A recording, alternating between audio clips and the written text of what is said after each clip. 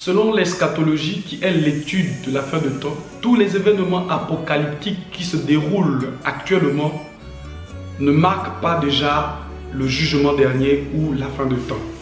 Nous venons pour pouvoir délivrer les personnes de la psychose du jugement dernier. Ces événements ne sont pas la fin de monde, c'est juste des signes annonciateurs, des panneaux de signalisation pour nous permettre de nous identifier dans le temps par rapport à la pensée de Dieu. Alors, le jugement dernier, ce n'est pas encore son moment. Attendons, ça viendra. Avant que le jugement dernier ne se effectue, que la fin du temps s'effectue, il y a des événements qui doivent d'abord arriver.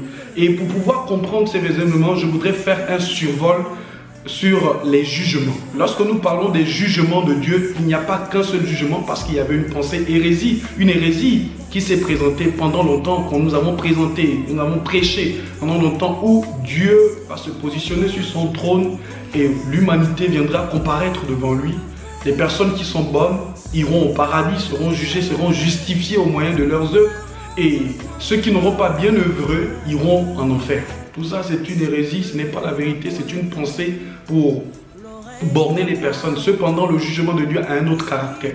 Et lorsque nous parlons de jugement de Dieu, il n'y a pas qu'un seul jugement. Parce que Dieu, au commencement, il n'a pas créé le ciel et la terre et tout ce qui vit au même jour. Donc, au premier jour du commencement, nous voyons la création du ciel et de la terre. Et au sixième jour, nous parlons de la création des animaux. Donc, toutes les personnes, toutes les créatures, le règne animal, le règne végétal, minéral, tous ces règnes seront jugés par rapport avec Dieu, seront jugés par Dieu au moment convenable. Chacun selon son espèce, selon son jour et sa manifestation dans la création. Donc, lorsque nous parlons de ces jugements, Dieu, nous venons rendre compte à Dieu parce que lui, le Créateur, nous a envoyés sur la terre pour œuvrer. Et selon la manière dont nous sommes comportés, il doit venir nous demander des comptes. Par rapport à ce compte, nous parlons de jugement. Donc, le premier jugement qui doit se rouler, je dirais que c'est un survol afin de comprendre la pensée de Dieu. Le jugement, le numéro 1 de tous les jugements qui doit être effectué, c'est le jugement du péché. Le péché, lorsque l'homme a chuté par Adam et que la nature pécheresse, la nature du mal a été répandue par imputation et nous sommes devenus héritiers du péché et de ses conséquences dans la création, Dieu a décidé par son amour de sauver l'humanité au moyen de son fils Jésus. Jésus qui est venu porter le péché de l'humanité. Donc le premier jugement, c'est un jugement pour la condamnation du péché. L'élément qui doit être jugé, c'est le péché. Jésus est venu pour éliminer, pour stopper, pour détruire le péché à la croix de Golgotha. Donc Jésus est la fin du péché. En Jésus, le péché n'existe pas. Cependant, le péché n'existe pas dans l'église, mais il peut exister dans le bâtiment, donc le lieu d'adoration de l'église. Mais dans la véritable église, qui est le corps de Christ, l'ecclésia, le péché n'existe pas et Jésus est la fin du péché. Donc toutes les personnes qui ont cru accepter Jésus, qui se sont donnés à Jésus, ces personnes ont éliminé, ont éradiqué, sont libérées, sont sauvées de la nature du péché qui leur condamnait et qui leur donnait le séjour, le droit du séjour en enfer. Nous avons été libérés et c'est un partage au nom de Jésus. Donc le deuxième jugement qui viendra, nous les événements qui accompagnent le jugement, nous voyons les événements de l'église, la période de l'église. Après la période de l'église, il y a le grand événement qui vient caractériser l'humanité, c'est l'enlèvement de cette église qui aura œuvré pendant une période. Cette période, c'est Jésus qui revient pour sauver son église, pour enlever son église. Et ils iront où? Dans les lieux célestes. Donc, l'enlèvement de l'église ici se fait par Jésus, simplement. Et lorsque nous partons au deuxième jugement. Le deuxième jugement, c'est le jugement de toutes les personnes qui auront été enlevées par Jésus. Parce que le jour de l'enlèvement, lorsque Jésus viendra, il va s'arrêter dans les lieux célestes, il va s'arrêter au ciel. Et tous ceux qui auront, les morts en Christ vont d'abord ressusciter, iront à sa rencontre. Ensuite, les chrétiens la personne va changer, le corps physique va changer, le théophane va montrer pour la rencontre à Christ. Après cette rencontre, Jésus va nous amener dans une période où il y aura un jugement de l'église. Le jugement de l'église, c'est quoi? Un jugement de récompense. Ici, il ne serait plus question de ceux qui iront en enfer ou au paradis. Ici, ce n'est pas un jugement où Jésus vient nous condamner parce que, en fait, les Écritures déclarent dans l'Épître des Romains qu'il n'y a pas de condamnation pour ceux qui sont en Jésus-Christ, car la loi de l'esprit de vie en Jésus m'a affranchi de la loi du péché et de la mort. Donc, ce jugement, c'est un jugement où Jésus vient rendre grâce par rapport à ton comportement. C'est un jugement de récompense. Tu auras œuvré, maintenant tu auras œuvré, Jésus va te donner une couronne, une récompense, un territoire pour le règne, parce que nous allons régner. Après le jugement des récompenses, Jésus va nous octroyer ce qu'on appelle les noces de l'agneau. C'est le mariage entre la tête du corps de Christ et son corps, l'Église. Nous allons nous unir et nous serons définitivement unis pour l'éternité. Mais pendant ce moment, sur la terre, il y aura un autre jugement qui va se manifester. Et c'est le jugement de toutes les personnes, premièrement, qui avaient raté l'enlèvement de Jésus, l'enlèvement de l'Église. Ces personnes qui n'ont pas reçu le message de Jésus-Christ pendant la période de l'Église. Le peuple juif qui a refusé, parce que ce sont eux les acteurs, les principaux acteurs de ce jugement-là, où cette période sera caractérisée par ce qu'on appelle la tribulation. Et la tribulation aura deux événements. L'événement de paix et l'événement de malheur, de catastrophe. Donc c'est pendant cette période où l'antéchrist et l'antichrist va se manifester, va prendre le règne sur la terre. C'est l'homme impie, l'ennemi de Christ, l'ennemi de l'adoration de Dieu, qui va s'installer dans le corps de Christ, dans l'église, comme étant Dieu.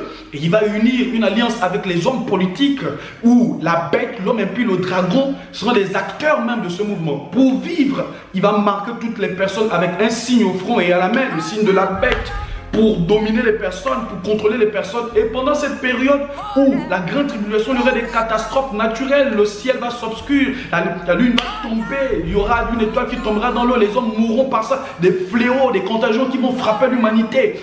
Vraiment une période difficile, compliquée. Et il y aura deux Oliviers, les prophètes de Dieu, qui vont prophétiser pendant cette période pour libérer, pour transmettre le message de Christ. Pendant cette période où ils vont prêcher, il y a des rescapés qui seront sauvés de cette période. C'est les 4000, les 4400, non, je dirais les 144 000, autant pour moi, 144 000 d'Israël qui seront sanctifiés, libérés et sauvés au travers de cette période. Donc ces personnes seront sauvées au travers de la période de la tribulation. Dans cette période, c'est le jugement d'Israël. Et quand ils seront libérés et qu'ils auront le salut, qui vont comparaître devant Dieu, il y aura Jésus-Christ qui reviendra, second événement qui viendra. Jésus-Christ viendra avec l'Église, avec les saints et les anges, pour combattre le règne de l'Antéchrist, où Satan va prendre le contrôle sur la terre. Nous allons mener une bataille avec Jésus, aux côtés de Jésus-Christ, la bataille d'Armageddon, pour libérer Israël, pour sauver ce peuple de Dieu, le peuple de Dieu, le peuple béni de Dieu. Bien-aimé, j'aimerais te dire que la différence dans ça, c'est quoi? Que toutes les personnes qui n'ont pas accepté, cru que Jésus est Seigneur et Sauveur et qu'il est le Fils de Dieu, ces personnes sont déjà jugées. Le jugement ne viendra pas par tes œuvres déjà, non. Il y a déjà une sélectionnée. Si tu n'as pas Jésus-Christ, c'est l'enfer qui t'attend, c'est l'enfer. Il n'y a pas de négociation. Et si tu as Jésus-Christ, c'est le salut qui t'attend. Il n'y a pas de négociation. C'est directement la position que tu prends. Alors, à la bataille d'Armageddon, nous allons battre, renverser Satan et nous allons lier Satan pour 1000 ans. 1000 ans, il sera jeté dans le puits de l'abîme. Et Jésus-Christ va aussi régner pour 1000 ans. Ce sera le millénium, la période où, dans le règne théocratique de Jésus-Christ, un règne où il n'y aura que la paix, la justice, il n'y aura plus le malheur. Ensuite, Jésus-Christ sera relâché pour un peu de... Satan sera relâché pour un peu de temps. Dans cette période. Alors, qu'est-ce qu'il fera après la période du millénium, lorsque Satan sera relâché? Il ira rassembler une armée, une multitude pour combattre le camp des saints, des fils de Dieu. Ce camp-là, cette armée-là sera le peuple de Gog et de Magog. Alors ils seront tellement nombreux que Dieu va envoyer un feu pour les émacier. C'est alors qu'il y aura le jugement où le Seigneur, le Père lui-même, le Père de la création, va lier l'apostate, l'antéchrist, lier le faux prophète, l'image, le dragon, la bête. Ils vont jeter dans les temps de feu, parce que à l'enfer, parce qu'ils étaient, Satan était d'abord lié pour 1000 ans dans, je dirais, l'abîme qui n'est pas l'enfer, c'est un puits, c'est une prison, mais l'enfer qui est le jugement dernier. Satan ne règne pas en enfer. L'enfer est la prison définitive, finale, éternelle de Satan, pour qu'il ne règne pas, et sinon pour les hommes impies, pour les démons. Donc le diable, Satan, la bête, ses adorateurs, ses anges iront en enfer. Ils seront dans l'enfer, le faux prophète et toutes les personnes qui n'auront pas cru en Christ en ce jour-là, parce qu'il viendra un événement où Dieu va comparaître. Maintenant, le Père de la création, c'est le dernier jugement, le jugement du grand trône blanc que tout le monde craint, que tout le monde connaît. Ça va se passer comment? Pendant cette période, l'église ne sera plus là, l'église sera déjà unie à Christ. Donc pour les chrétiens, ils sont sauvés, ils sont déjà aux côtés du jugement de Dieu, de la justice de Dieu, ils sont aux côtés du Père. Cette période où l'église a régné déjà avec Christ. Donc ici, ce sont toutes les personnes qui avaient refusé Jésus, qui sont passées par la marée, donc qui ont raté la période de l'église, qui iront en jugement. Le jugement, il n'y a plus de récompense, il n'y aura plus de dire ceux-là sont sauvés. Non, tous iront en enfer. Tous seront condamnés pour l'éternité. On va arrêter, comme je venais de le dire, l'homme, l'impie, l'homme impie, le faux prophète. On va arrêter Satan, la bête, ils iront en enfer. La mort et le séjour de mort sera le dernier ennemi de Dieu que nous avons. Après, lorsqu'ils seront arrêtés, qu'ils seront dans l'enfer maintenant, en enfer, en train de subir, le Seigneur va restaurer la création. On a dit la réparation géographique. Dont la terre qui avait été détruite, l'eau et tout sera réparée. C'est une période de paix. Et la nouvelle Jérusalem descendra du ciel pour la terre où les fils de Dieu, les saints vont régner sur la terre pour l'éternité. En l'éternité où il n'y aura plus Satan, il n'y aura plus le mal, il n'y aura plus les destructions, les maladies, les maux. Non, il n'y aura plus toutes ces choses. Seulement le règne, la gloire et la sainteté de Dieu pour l'éternité. Alors, j'aimerais, c'est un survol pour vous dire que ces événements, ces catastrophes qui se déroulent aujourd'hui, ce ne sont pas déjà, ce n'est pas le jugement de Dieu, parce que avant que le jugement de Dieu arrive, ces événements doivent d'abord se produire ou se passer. Et ces événements qui se produisent actuellement ont un caractère spécifique, bien aimé. Nous parlons de quels événements? Des catastrophes naturelles. Nous parlons de phénomènes bizarres et étranges.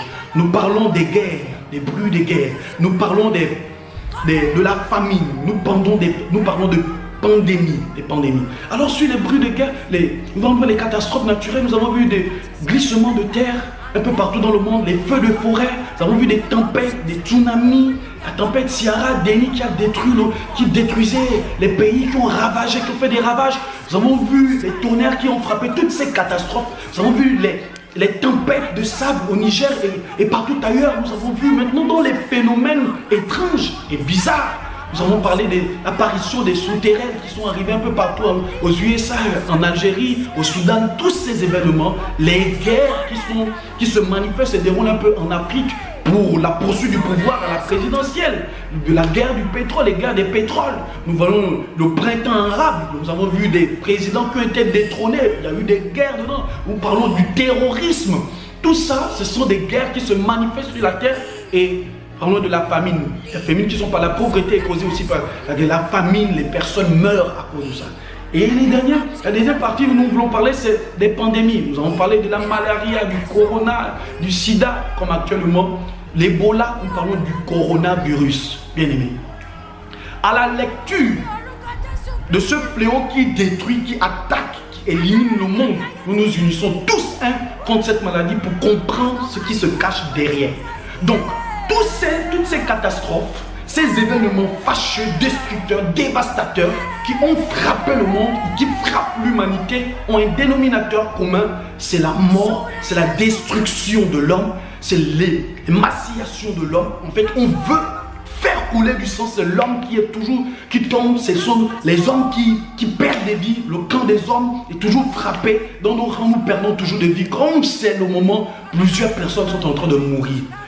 Qu'est-ce qui se cache derrière? En fait, de cette pensée, lorsque nous voyons la manifestation du coronavirus, je te disais, bien aimé, je vais d'abord t'annoncer une chose, c'est que cette maladie, cette pandémie frappe le monde, mais cependant le monde survivra. L'homme ne terminera pas, l'homme ne sera pas effacé sur la surface de la terre par cette maladie au nom puissant de Jésus. Et que toutes les personnes qui ont été atteintes, ces personnes-là, à partir de maintenant, ne mourront plus par cette maladie, par la puissance du Saint-Esprit, parce que nous relâchons une puissance dans la sphère naturelle, spirituelle, pour éliminer, pour arrêter ce démon. Cette manifestation, nous voyons ça dans l'Apocalypse 9. Ici, ce sont des esprits qui sortent de l'abîme. Et dans l'abîme, nous voyons qu'il y a un roi, Apollyon. Quand nous disons que dans cet abîme-là, c'est lui qui règne en maître. Ce sont des démons qui viendront. C'est une image eschatologique pour nous faire comprendre. Donc ils sont relâchés, ils ont le pouvoir, ils sont comme des sauterelles pour frapper l'humanité, pour frapper l'homme, pour tuer l'homme, pour détruire l'homme. Il faut que le sang humain doit couler. Bien aimé, ces phénomènes, ces fléaux ne sont que des véhicules qui transportent une adoration qui transporte des éléments. Ce sont des passerelles pour permettre à des esprits méchants qui sortent de l'abîme pour frapper l'homme. Ce sont des passerelles, je dis, ce sont des véhicules qui transportent des éléments. Le coronavirus, à l'intérieur du coronavirus se cachent des démons dévastateurs, des esprits impurs qui veulent détruire l'humanité, qui veulent émacier l'humanité. Bien aimé, et à chaque fois que les fléaux se déroulaient dans l'histoire de la Bible, les fléaux se manifestaient toujours par rapport à une chose, c'est l'adoration d'une divinité. Vous voyez, quand Moïse est allé frapper l'Égypte par la volonté de Dieu, Dieu, l'excuse que le Seigneur a donnée, sinon la pensée qu'il présentait, c'est que le peuple a besoin d'aller en adoration du Dieu de l'Éternel des armées, de l'Éternel. Alors, à chaque fois que les fléaux arrivent, il y a une adoration qui se cache. Et le diable, c'est un manipulateur, c'est quelqu'un qui copie, il ne crée rien. Il use aussi de cette stratégie pour pouvoir transmettre une adoration. Toutes les manifestations, les catastrophes qui se cachent aujourd'hui, qui se manifestent aujourd'hui, cachent ou révèlent un complot humanitaire pour installer le règne de qui? De la bête. Donc la bête et le diable, Satan, il y a ces adorateurs qui sont implantés ici, les occultistes. Nous savons que l'adoration du diable, de l'antéchrist, le règne de l'antéchrist sera manifeste, viendra de l'empire romain. Et l'empire romain a été dissous, s'est dissous dans l'église et l'église a envahi l'empire romain. Nous savons que toute cette manifestation actuelle, tous ces fléaux ont pour caractère ou pour objectif de faire couler du sang par le moyen des tempêtes, des tsunamis, des guerres, la famine, des pandémies, pour faire asseoir le règne de l'antéchrist. Et l'antéchrist qui est l'adoration, qui est je dirais, le médiateur, qui est le prophète, qui est le véhicule, le prêtre, je dirais, de l'adoration du diable ou la représentation du diable sur la terre. Il sera là pour introduire cette adoration. Donc, pour que cette manifestation se produise, viendra cette période où l'Église sera sous l'emprise du faux adorateur, de l'homme qui fera des miracles, des faux miracles, pour pouvoir conduire, envahir ou posséder, saisir un plus grand nombre de personnes. Et même les saints seront touchés par cette maladie. Alors nous voulons dire que cette maladie, le coronavirus aujourd'hui, a été dévoilé et nous savons, ce sont des esprits méchants qui se cachent derrière. Et ces esprits méchants ont l'objectif, c'est de quoi? De tuer les personnes, d'éliminer des personnes. Bien aimé, remarquez une chose aujourd'hui. Les hommes sont en train de vouloir trouver des solutions pour le coronavirus. Cependant, ils n'ont pas de solution, ils n'ont pas de remède. Mais ils nous disent quoi? Il faut y aller en confinement, il faut partir en confinement. Après 2 mois de confinement, on sort, il n'y a pas de solution. Confinement, c'est rester chez soi, simplement. Et vous restez chez soi et on dit qu'après le confinement, on libère des personnes. Et dans certains lieux, certaines régions, certains pays, ils sont sortis de confinement, ils ont repris leur vie, il n'y a plus de maladie, il n'y a plus de pandémie. Ben, qu'est-ce qui s'est passé? Est-ce que c'est la maison qui guérit ou qu'est-ce qui s'est passé? Mais pourquoi simplement?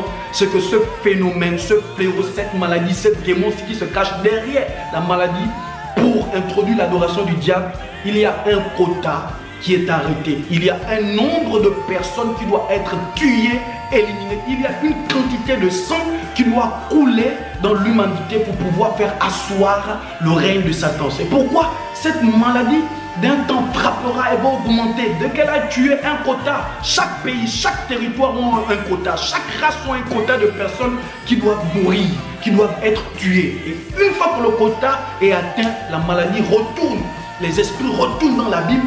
Lorsqu'ils retourneront, là, je dis, l'édifice, la pierre à l'édifice a été déjà posée et la maladie va l'objectif de la maladie a été atteint, l'objectif de Satan a été atteint. Pourquoi? Pour introduire l'adoration du mal, l'adoration de la destruction. Alors, parce que tout a été dévoilé, la puissance de Jésus neutralise déjà cette maladie. Et que toutes les personnes, les acteurs, que ce soit esprit, homme, qui se lèvent contre l'humanité, qui se lèvent contre le gré de l'humanité pour les éliminer, pour tuer, nous disons au nom puissant de Jésus, nous stoppons votre règne. Et qu'il n'y aura plus de manifestations de ce genre à compter de ce jour. Parce que la Bible nous dit que ce que nous allons lier sur la terre sera lié dans les cieux et ce que nous allons délier sera délié aux cieux. Alors nous prophétisons et annonçons la fin de cette maladie au nom puissant de Jésus. Au nom de Jésus, nous déclarons la fin de ce règne et nous déjouons les programmes, la manifestation, la ruse, la subtilité de Satan au nom puissant de Jésus. Amen.